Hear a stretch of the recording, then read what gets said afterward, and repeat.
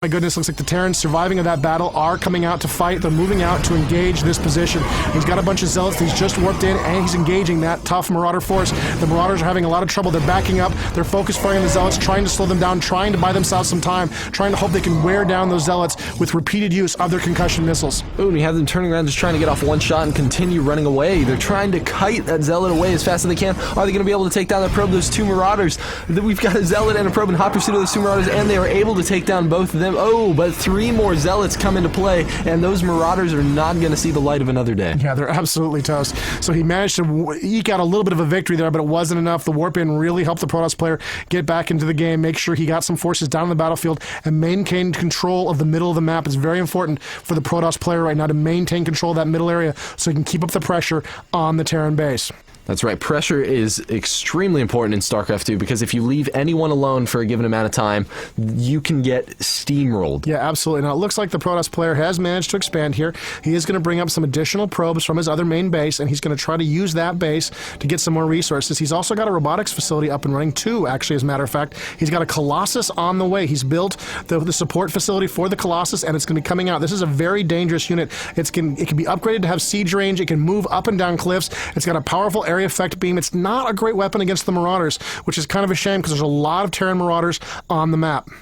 If we did see a higher number of Colossus working together in unison, we could absolutely see those Marauders get threatened huge. But, I mean, he's not really planning on killing the army. Right now, all that this Protoss player wants to use those Colossus for, likely, is to take out that expansion now that he's found it with his Observer. He's just seen it with that Observer. This is a flying cloaked unit for the Protoss that allows him to fly around and see what's going on, detect units, and you can see that he's got it up there, up that cliff. He's seen what's going on. He sees the expansion, and now he knows that what he thought was a winning game is not going the way he was hoping it would, and so now he's going to have to move to engage that expansion, and he's bringing over some zealots. No doubt he'll bring over his Colossus and some additional forces and try to break through those rocks. Of course, the Terran player has control of that watchtower, so he can see what's going on. The Terran player is fully aware of what's happening. He sees those rocks under attack. Once those rocks go down, the zealots will be into the Terran base, and the Terrans are trying to break through their own set of rocks. He needs to get up there to protect his base.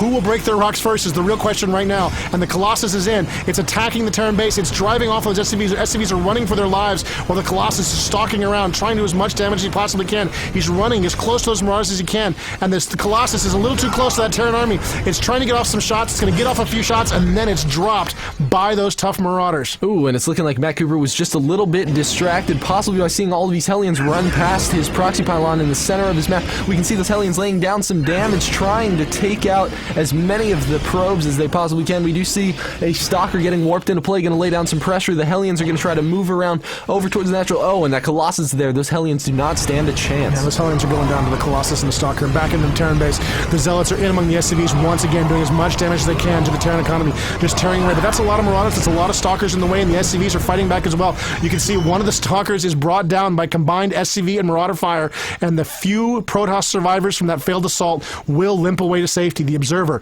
remaining overhead to watch what goes on inside the Terran base. So fortunately enough for the Protoss player, he does still have that proxy pylon up there, but unbeknownst to him, on the production menu, we can see that the Terran player is researching Cloak, which is going to be devastating versus anything on the Protoss force because he doesn't have cannons placed around his bases. Absolutely, and so the Terrans are researching Cloak for their Banshees. The Banshee is a very deadly air-to-ground gunship. They can do a lot of damage to the Colossus, a lot of damage to a lot of other units. He really needs more observers in the air if he's going to spot those cloaked Banshees, and it looks like the Terrans are feeling like they can make a push here. He's bringing in his Hellions, he's bringing his Marauders, his Marines. This is a small but deadly Protoss force, but he is backing up, trying to buy time for his units. It looks like some of his Zealots have gotten stuck behind the battle lines there. Oh, the Colossus goes down to mass Marauder fire, and the Terran force is doing terrible damage, just trashing that Protoss position, tearing up his Stalkers, tearing up his Zealots, and there we go. Only 2 Stalkers left.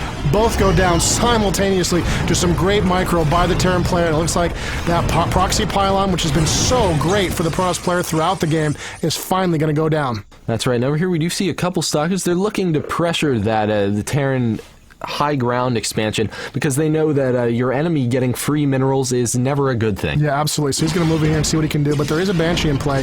The Stalkers are pretty strong against the Banshee, but the Banshee gets a couple of free shots in before the Stalkers move in, and you can see it's just not going that well for him. He really needs to micro that Stalker away, but he fails. The Banshee does survive, will no doubt be repaired. Meanwhile, out on the rest of the map, it looks like there's another small battle going on. The Colossus have come up. They've destroyed, along with their Zealot buddies, they've destroyed what remained of that Terran strike force, and the Terrans in the middle of the board are once again on the run. You can see the Zealots using their charge to hunt down and kill those Marauders. Now, on the unit overlay, it's clear that this is not all that remains of the Terran army. There is a large force being created and amassing up in the Terran base. We can see that little blob of blue just moving across the map, and here they come. They're going to be chasing down those Zealots. The Zealots stand no chance against the number of Hellions that large. Yeah, those Hellions have a very powerful flamethrower that can really do a lot of damage to light targets like those Zealots. You can see the Terran army is massing up there for a push. This is a pretty decent sized force for the Protoss, but you can see what's going on with the Protoss, why their force is so small. They've been spending a lot of their resources on expanding over here to this high yield area, building another base so you can collect some additional resources. This is very, very important for the Protoss player to stay in the game, to keep building additional resources, to keep his economy going. And here come the Banshees on the loose, flying around the map, looking to cause some trouble, and it looks like there's a single SCV from the Terrans scouting around, trying to make sure that the Protoss player is not expanding. That's right. We have certainly seen David Kim's Banshees wreak havoc on Matt's expansions before, and here we go again. We're going to see these Banshees just getting control, trying to take out probes one by one. I mean, one attack from each of these Banshees on any of those probes, and they go down very quickly. We do see a Stalker brought into play, going to try to pressure those Banshees, but the Banshees are, of course, going to move away because they don't want it to get killed. Yeah, absolutely. He wants to keep harassing them. He doesn't even take a lot of damage on them because he wants to keep the pressure up, and he knows there'll be more Stalkers warping in where those came from. And here comes this scout. This is incredibly important for the Terran player. He's going to spot this expansion now. There were a couple of cannons being built, but they're not up fast enough, and the SCV gets right inside. He's going to get a good look at that base, and here comes the Terran player. He wants to push now. He's moving in, trying to engage those Colossus, and it looks like he's managed to do a lot of damage to those units. Oh my god, one of the Colossus is taking just a beating from those Banshees. The Hellions are backing up under that withering fire, but still the Banshees are doing their damage. Oh, one of the Colossus goes down to the cloaked Banshees, and the last remaining Colossus is going to limp away, try to find some cover under the guns of his friendly Stalkers there, and it looks like the cloak is still in play. There's no observer nearby, and here comes the observer. The observer's moved in. Now the Banshees can be seen, and one is destroyed.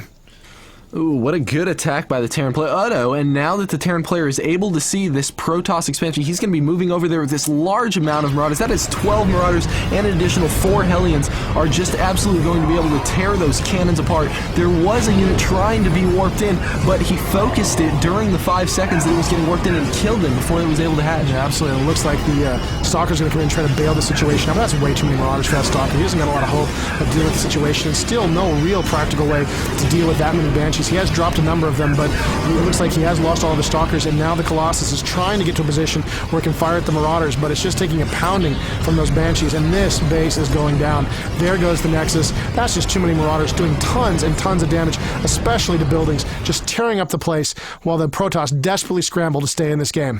Now, meanwhile, the Terran is just going to build another expansion. He wants to keep this one up, so he's just going to build another command center and take it on over to his natural expansion. Yeah, and it looks like here come the Banshees in once again. Now, there's not actually a lot going on back here. Most of the probes have already left.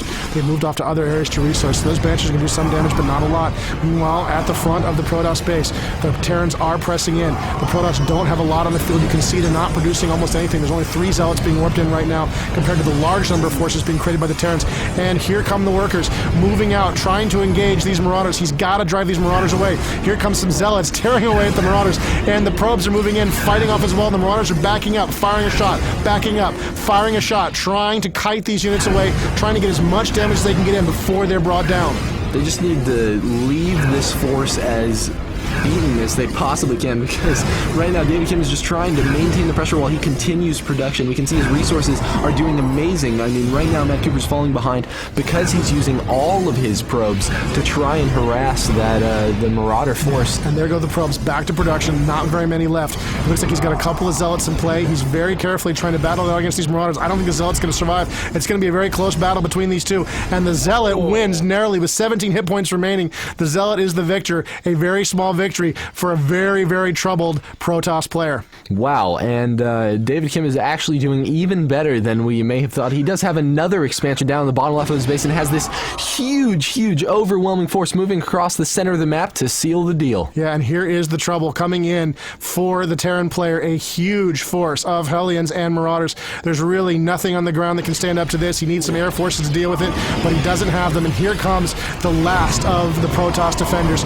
desperately trying to stem the loss of life. He rushes the workers in, but those Hellions are the perfect counter. They tear through those workers and cut them all to pieces. This has really got to be the end of the game for the Protoss player. He's in a lot of trouble here. He's lost, and there's the GG. Matt Cooper conceding the game. Good game, he says, to David Kim.